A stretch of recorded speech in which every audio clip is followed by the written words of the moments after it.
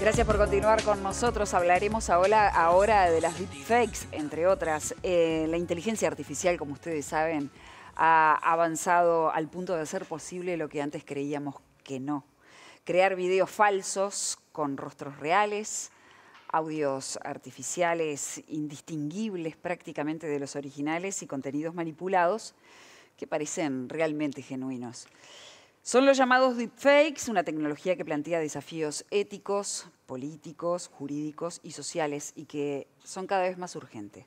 Para hablar de esto recibimos al máster en Propiedad Intelectual, profesor adjunto de Derecho Informático de la Facultad de Derecho de la UDELAR, de nuestra Universidad Pública, Matías Jackson. Bienvenido, Matías. Muchas gracias por la invitación. Como principio tienen las cosas y nosotros poco conocimiento sobre el tema específico, te voy a pedir que por favor caracterices lo que serían los videos simulados, total o parcialmente, y queremos saber si ahí entra el Photoshop, las deepfake, en fin. ¿De qué estamos hablando cuando hablamos de esto? Bien, cuando hablamos de deepfake, básicamente es contenido audiovisual o una imagen o un audio que nos hace creer que una persona hizo, dijo o participó de algo que en realidad no pasó.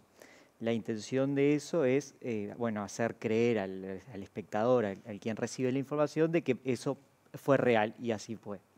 La cuestión es que con la aparición y la masificación de la inteligencia artificial generativa, que es la que utilizamos todos los días con programas como Midjourney o ChatGPT, eso se volvió mucho más fácil y más sencillo para cualquiera que tuviera una mala intención. Antes capaz que... Trump mostrando a Obama preso ayer, por ejemplo. Exacto, o Obama, porque esto viene capaz que un poco antes, Obama hablando mal de Trump. Claro. Esas cuestiones que antes era limitado para un grupo selecto que sabía manejar muy bien el Photoshop, hoy lo podemos hacer desde el celular y cualquiera, hasta un niño, lo puede realizar porque la herramienta se encarga automáticamente de generar ese contenido. Uno introduce lo que quiere y la herramienta arroja resultados cada vez más reales y más difíciles de discernir. Hay un proyecto en el Parlamento para atacar la difusión de material íntimo o de carácter sexual real y simulado, y ahora vamos a meternos en los aspectos legales, o sea, cuáles son los antecedentes legales de Uruguay y qué se innova en la materia con este proyecto. Pero antes que nada, un poco de didáctica para la gente, ¿no? ¿Cómo se identifica? O hay piques, por ejemplo, para identificar cuando estás frente a un video hecho por inteligencia artificial versus un video real, ¿no? Eso ustedes lo trabajan también en la clase. Sí, hay algunos indicios, aunque hay que ser sincero que cada vez es más difícil porque la herramienta mejora continuamente y con el uso va mejorando automáticamente. Pero sí hay indicios que nos permiten a nosotros identificar si nos llega un video, si vemos un video por internet, que se trata de algo falso. ¿Para eso necesitamos tecnología o podemos darnos cuenta? Bueno, hay de las dos vías. Hay plataformas específicas en las que uno sube la información y le puede decir el grado de probabilidad con que ese video está adulterado o fue generado por inteligencia artificial. Eso nos da una certeza bastante con números. 70%, 80% de posibilidades o de cantidad de imagen que fue alterada. Y luego están los piques, digamos, de que uno tiene que estar atento a que no sea así. Por ejemplo, se habla mucho de las manos. Los dedos son algo que a la inteligencia artificial le cuesta más recrear en el estado actual, ¿no? Entonces, si uno ve que capaz que le falta un dedo o que los dedos, las manos no se mueven. Sí, claro. Pero es como muy burdo. Sí. Pero está bien solapado, digamos. Claro, lo que a veces capaz que le falte un dedo. Sí, o que hay dedos pegados. O otro pique es que no pestanean. Las personas pestanean anormalmente, digamos, o mucho o poco. O mismo las sombras. Ver que hay sombras que no coinciden con el foco de la luz. Hablábamos hace un tiempo, hace un mes más o menos atrás, se había viralizado en internet un video de una persona que quería subir un avión con un canguro y se lo negaban, quizás le llegó, y la aerolínea lo negaba y el canguro era totalmente creado por inteligencia artificial y te dabas cuenta si prestabas atención a las sombras que transmitía y la luz que proyectaba el canguro.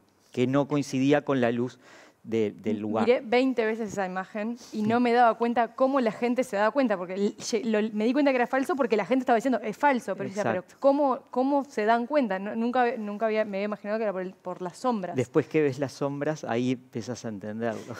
Te hago esta consulta. Hace unos días, en El Observador, yo trabajo en El Observador, tengo un compañero que se llama Juan Pablo de Marco, que se especializa en inteligencia artificial, en temas de inteligencia artificial.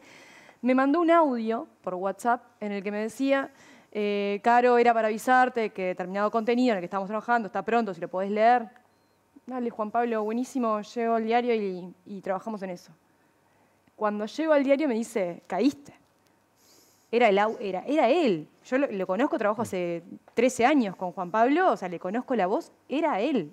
¿Cómo en estos casos de un audio, no sé si forma parte de tu estudio, digamos, en este caso, que es un audio, es una voz, me doy cuenta de que, porque esto da un paso más, ¿no? O sea, todos los audios que recibimos de WhatsApp, me puede estar mintiendo mi madre, mi hermana, mis amigos de toda la vida. Tu banco. Tu banco. Pero la voz que te es familiar puede ser clonada a la perfección, para mí. Sí. No sé, ahí qué piques das para este tipo de casos. Es también un caso de deepfake ese, y complejiza aún más porque uno no está viendo. Ahí habría que prestar mucha atención y cada vez va a ser más difícil porque la tecnología se va puliendo y va siendo cada vez más igual a la voz, y además cada vez le damos más datos para que entrene y se parezca más a nuestra voz. Entonces es también una complejidad adicional saber si eso es real o no. Pasó, y para llevarlo a un caso más extremo, porque bueno, las estafas están a la orden del día y la posibilidad de caer en el cuento del tío ahora digitalizado, pero pasó en Eslovenia, por ejemplo, en el marco de una campaña electoral donde se circuló un audio de un candidato aceptando un soborno, y eso llevó, digamos, a un impacto directo en las elecciones y a tratar de salir a desmentir a último momento, una semana antes de las elecciones, que ese audio no era real. Entonces, ahí hay muchos niveles de problemas que esto puede traer. Diego nombraba recién, bueno, las cuestiones sexuales, que es la que ataca este proyecto en particular, pero también hay cuestiones de elecciones, de estabilidad democrática, por así decirlo, y también estafas y delitos más en la cotidiana. Matías, hablemos de este proyecto y nos va a ayudar también a hablar sobre la legislación vigente y lo que falta por legislar en esta materia. Es el impacto que tiene la difusión de videos íntimos o sexuales de terceros, ¿no? sobre su psiquis incluso, ¿no? No hay que explicarlo. La legislación actual sí penaba a las personas que divulgaran imágenes íntimas o sexuales, pero reales, ¿no? O sea, lo que falta ayornar es justamente esto que estamos hablando. Este proyecto contempla, digamos, abarcativamente esta nueva problemática. Y también te pregunto, ¿tenemos antecedentes de personas juzgadas por haber difundido material sexual íntimo real o simulado? Bien. Bueno, justamente uno de los principales problemas que se empezó a ver cuando estas tecnologías empezaron a popularizarse, pongámosle 2018-2019, es que la mayoría del contenido que se generaba con esto era contenido sexual, pornográfico, no consentido por las personas. Uno sube una fotografía a Facebook, cualquiera la descarga y la sube a la plataforma y puede generar un video pornográfico de la persona solamente con un par de fotos de Facebook. Eso fue un problema, es un problema, y además atacaba principalmente a las mujeres. Este proyecto viene a incorporar dentro de la legislación uruguaya un tipo penal específico para la divulgación de estas imágenes que hasta el momento no estaba penado, por lo menos directamente, específicamente. Lo que sí había era el delito de divulgación de videos íntimos, pero que hablaba de contenido sexual y cuya divulgación no era consentida por la víctima. Ahora se agrega que además de ser personas reales, también puede ser contenido que haya sido realizado con inteligencia artificial o edición digital o alguna otra tecnología manipuladora de contenido. Sobre la pregunta si existen sentencias, existen varias sentencias sobre la divulgación de contenido sexual, lo que se conoce como pornovenganza. Eso sí, hay varias. No ha habido, digamos, discutido a nivel judicial la divulgación de contenido alterado por inteligencia artificial. Los deepfakes todavía no llegaron a los juzgados de nuestro país. Pero es una cuestión de tiempo, teniendo en cuenta el avance de estas tecnologías, o sea... Esto es lo que viene a hacer el proyecto, como adelantarse a ese problema Claro. de que las personas tengan una herramienta más eficaz. ¿Y qué posibilidades concretas hay entonces de poder etiquetar los productos que hace la inteligencia artificial? Bien, ese es otro camino que va más por la transparencia y por que las plataformas identifiquen claramente cuando un contenido está generado por inteligencia artificial. Eso apunta a la responsabilidad de las plataformas, o sea, las herramientas, ChatGPT, OpenAI y todas estas, que cumplan con esa obligación de, bueno, contenido sexual yo lo limito. Yo no genero ese tipo de contenidos. Pasa si uno le escribe al ChatGPT algunas cosas políticas, directamente le dice, no, yo no lo hago.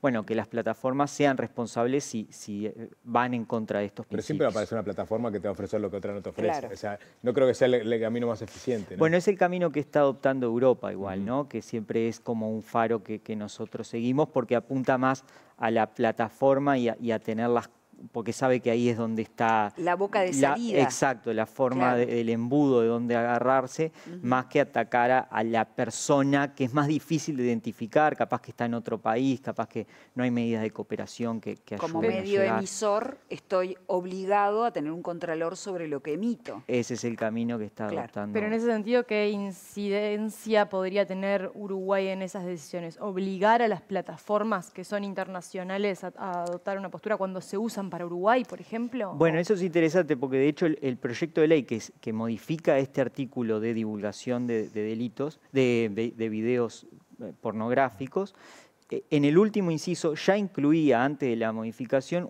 una cuestión de responsabilidad de que si la plataforma recibe una notificación de que ese contenido es no consentido y hay que darlo de bajo, hace responsable penalmente al administrador de la plataforma. Eso sí, no tengo conocimiento de que se haya aplicado en algún momento, pero sí está previsto como una medida que es bastante particular en nuestro derecho, de que esas plataformas que son intermediarios por recibir esa notificación sean penalmente responsables. Matías, ¿qué posición tenés con respecto a las posibles consecuencias diferenciadas que recaigan sobre una persona según si compartió, por ejemplo, un video íntimo que grabó con alguien que estuvo y después por pornovenganza lo difunde, o alguien que recibe ese video íntimo y a su vez lo replica, o alguien que genera con inteligencia artificial una simulación de una escena sexual? O sea, ¿tiene que haber penas diferenciadas para esas personas? Bien, el proyecto y el artículo tal cual está engloba todo tipo de situaciones y no distingue. Lo que sí distingue es el artículo siguiente de la ley, porque esto se encuentra en la ley de violencia de género. Lo que sí distingue la ley esta es las agravantes. Si se trata de menores de edad, si se trata de por una cuestión familiar, digamos del vínculo más íntimo de la persona, o si se trata por una cuestión de dinero, son todas agravantes de la pena. Entonces, eso queda más en el margen de discrecionalidad del juez. Recordemos que esto va a ser analizado después por un juez y el juez podrá estimar, bueno, esta persona generó el contenido o lo grabó y lo divulgó siendo él el que participaba, y eso es un tipo de pena, y otro va a ser el tipo de pena que reciba quien recibió el WhatsApp y lo compartió con su grupo de amigos sin tener nada que ver con el video. Digamos, capaz que no es necesario incluirlo en la legislación, pero sí va a ser tenido en cuenta en el nivel judicial. La ley de protección de datos personales, por ejemplo, o la del derecho al honor, evidentemente no alcanzan a cubrir este espectro de dificultades a las que nos enfrentamos. ¿En el proyecto específicamente confluyen ahí? ¿Hay algunos puntos que confluyen? Bueno, el bien jurídico que se está protegiendo también en este delito penal es la intimidad, la honra de la persona, los datos personales de la persona, pero no toca expresamente o no se pisan en ningún momento con la ley de protección de datos. La ley de protección de datos es del año 2008. Todo esto no estaba todavía en la Black mente. Mirror. El Black Mirror, exacto. Claro. Vino en unos años, pero después, entonces no es el principal foco de la ley. Incluso la ley de protección de datos no incluye delitos Claro. Y acá estamos en la órbita penal. Si vamos a este proyecto concreto, vos decías que Europa siempre es la referencia o ha sido la referencia para las medidas de vanguardia, digamos, que se han tomado. ¿Para este caso concreto también tiene inspiración en Europa o se están tomando otras referencias como Estados Unidos o más vinculadas con la región? Bien, el proyecto en los antecedentes habla específicamente del proyecto Take It Down, que es una ley de Estados Unidos y que si uno las compara ve que va en la misma dirección. Me inclino, yo no participé de la redacción de este proyecto, pero sí me inclino a que se tomó más de inspiración la ley estadounidense que Europa, porque Europa a nivel marco, digamos, de directivas o regulaciones que abarquen a toda la Unión Europea, no se ha metido en esto, sino que ha ido por ese otro camino que hablábamos de la transparencia, del etiquetado. ¿Argentina? Argentina tiene proyectos, pero tampoco tiene nada aprobado aún. O sea, Sí. en la región seríamos innovadores de alguna forma con el tema. Sí, podría decirse que es uno de los países que está haciendo punta. Chile tiene también un proyecto avanzado. Y de la Fiscalía, por ejemplo, ¿existen los recursos necesarios para poder hacer una trazabilidad de quién generó el video, poder empezar a agarrar la andanada de casos que pueden llegar a caerle?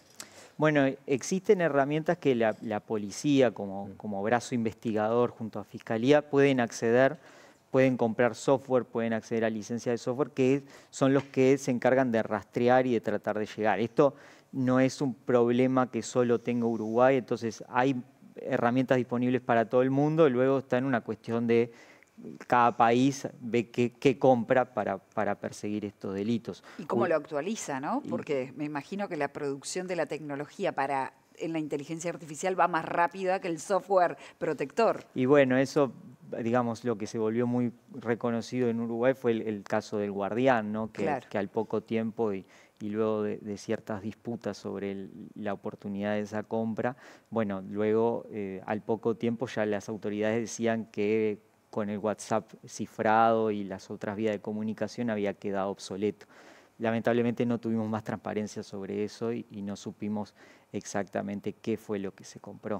Y en ese sentido, el gobierno está en comunicación con la academia para estos temas concretos. Lo pregunto porque hace unos días el Ministerio del Interior publicó sus cifras de delitos e incluye toda una pata abocada, digamos, a las estafas y a las estafas del mundo digital también, ¿no? O sea, hay una intención al menos de darle relevancia a todo este tema. Ahora, como vos decías, ¿no? Puede que va más lento, digamos, que la propia tecnología. Sí, existe intención y eso creo que se mantiene a lo largo de los diferentes periodos de gobierno de generar un diálogo con la academia, y la academia siempre ha participado, ya sea el Instituto de Derecho Penal, el Instituto de Derecho Informático, la Facultad de Ciencias Sociales y desde los observatorios de criminología han colaborado siempre que se puede, pero es una tarea súper ardua y que requiere muchas aristas y también mucha cooperación internacional. No siempre podemos pensar que la parte actora del crimen está a 2 cuadras de nuestra casa. A veces sí y a veces es quien nos conoce, pero a veces capaz que está en Ucrania, por poner un nombre, ¿no? Entonces, las medidas de cooperación que los países establecen entre ellos para llegar a una persona son fundamentales también. Muy interesante, Matías, tenerte esta mañana. Agradecidos por eso, ¿eh? Por favor.